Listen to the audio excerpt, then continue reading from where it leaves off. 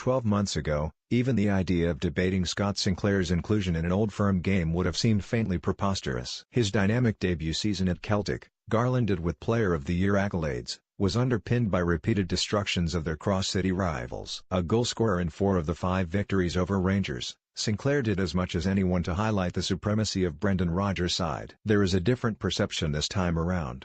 Despite scoring 17 goals across all competitions, the winger's form has been indisputably patchy during the past 6 months. Last weekend, his half-time replacement Odsonne Edouard actually kicked Celtic into life during their Scottish Cup quarter-final against Morton. Edouard applied the final seal to a 3-0 victory after Moussa Dembele struck twice. Such was the transformation that it begged the question of whether Rodgers might now hand Edouard an Old Firm debut and reprise. The all-French partnership when the champions seek to quash talk of a genuine title race this Sunday.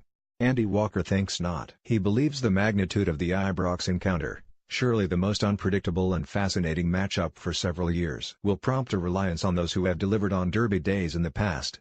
With 2 goals in 3 appearances on enemy turf, Sinclair falls firmly into that category.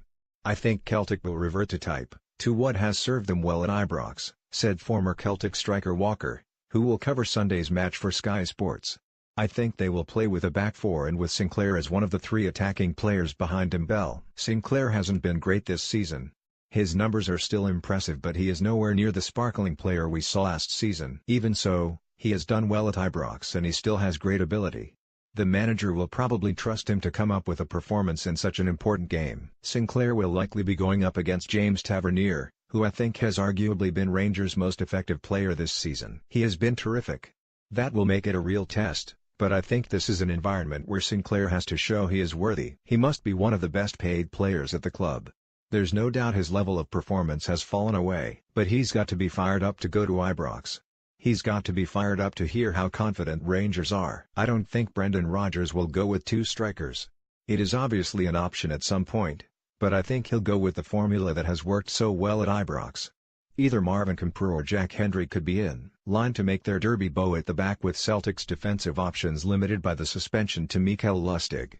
Walker, though, predicts both Edouard and Chelsea loanee Charlie Musonda will be kept as potential impact substitutes. "There is obviously a lot more to come from Edouard," he added. "With Musonda, I am surprised he hasn't played more often. You look at the fanfare around his signing and it was viewed as a special capture. Celtic rolled out shirt number 67 for him, but his only big moment has been setting up Callum McGregor against United. Apart from that, he has not had a lot of game time. There is no doubting his ability, but he is not more effective than James Forrest, who has to play. Musonda looks to me like a player who needs a free role, and someone like McGregor has a greater understanding of how Celtic play and what is required. Tom Rogic could also play in that area, but McGregor has scored big goals against Rangers and in Europe. Rangers have the opportunity to cut Celtic's advantage to 3 points, albeit with the leaders holding a game in hand. While Walker still expects his former club to claim a 7th successive title by whatever route, he is impressed by how Graham Morty has revitalized the Ibrox outfit. "I still think Celtic have better players and are a better team," argued Walker, "but they have to show it. It's going to be a really fascinating game. For the first time in a long time, Rangers will really fancy their chances. There is an air of confidence there now. And I like the look of them as a team.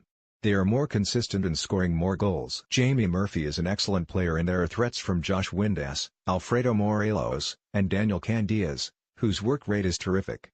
Defensively, I think David Bates coming in has been a big boost for them. In midfield, Scott Brown has just bullied so many Rangers players over the last number of years. He is now up against someone in Sean Goss who has a good range of passing. And Greg Docherty has the energy, drive and competitive spirit to make it good contest. There is the hint of a title race, and there absolutely will be if Rangers win, but if Celtic go to Ibrox and beat them, then that puts paid to any talk of a challenge.